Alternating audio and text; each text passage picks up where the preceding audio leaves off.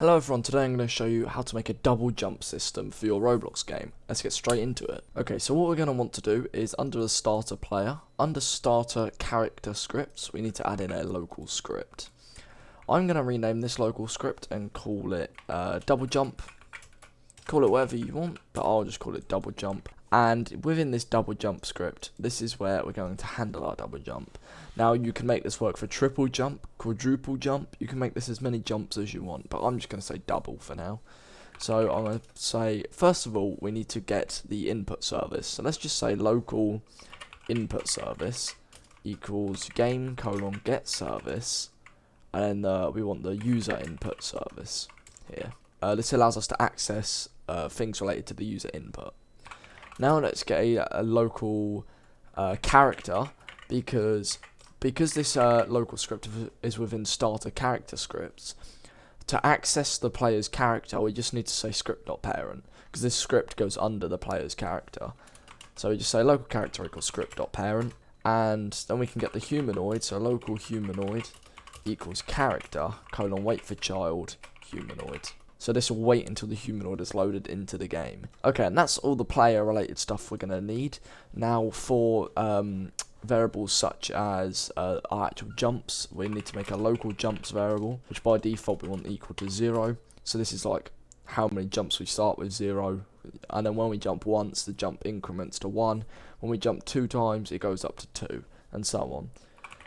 Now we want local max jump, which I'm going to set to 2 for the sake of this video. You can have it 3, 4, 5, you can have it 100 if you want. I'm just going to set it to 2. Okay, now we're going to want to create something called jump tick, which we're going to set equal to tick, like this.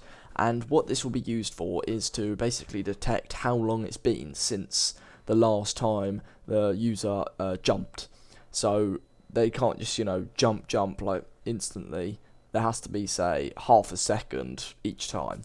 Now, if you want to learn a bit more about the tick function, you can look it up on the dev forum and things like that. But essentially, tick is the amount of time that has elapsed since, I think it's the 1st of January 1970.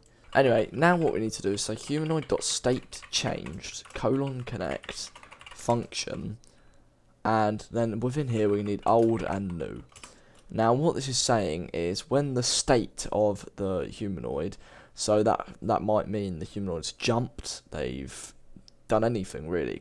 They've sat down, because you can get like seats and things. Basically, state changed, you'll see in a minute. It can be a whole variety of things. We simply need to say if new is equal to enum dot humanoid state type dot. And here's our different states: dead, none, flying, landed, seated, jumping, physics, ragdoll, running, climbing. There's loads of them. But what we want is, of course, landed, because what we want to do is when the player has landed on the floor, we want to set jumps to 0, reset the player's jump. So now let's get our input service dot jump request. So whenever the player tries to jump, connect function.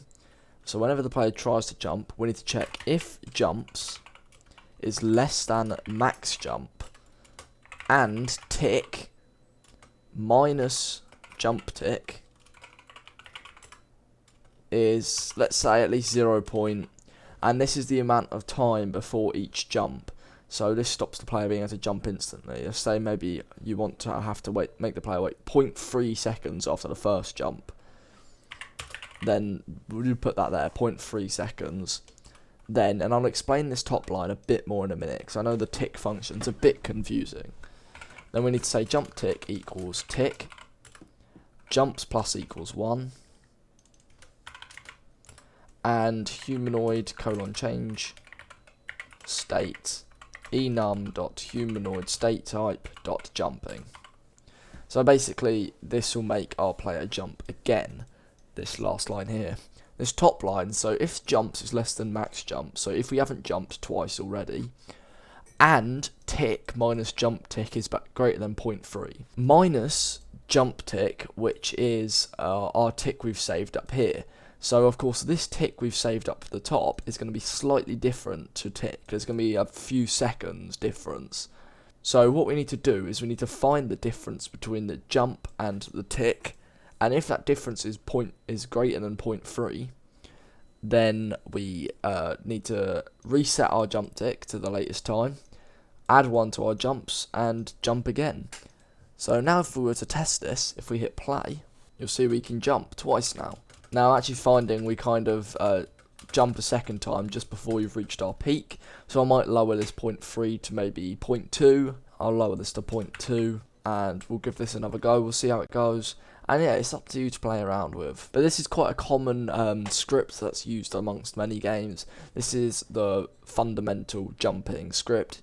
It's used a lot of places. You'll probably be able to find this script in the toolbox, although I don't recommend getting scripts from the toolbox because they sometimes they can have viruses and things infected within them. That's better, look. And yeah, there we go. We've now got our double jump, which I think is really cool. Now, a lot of games you'll see they'll add animations between these double jumps, but essentially it's all the same script. No matter what you do, it's kind of hard to get a better script than this. So I hope you found this video helpful, everyone, and if you've got any questions, let me know down below and I'll try and answer all of them. And I'll see you in the next video. So thanks for watching and goodbye, everyone.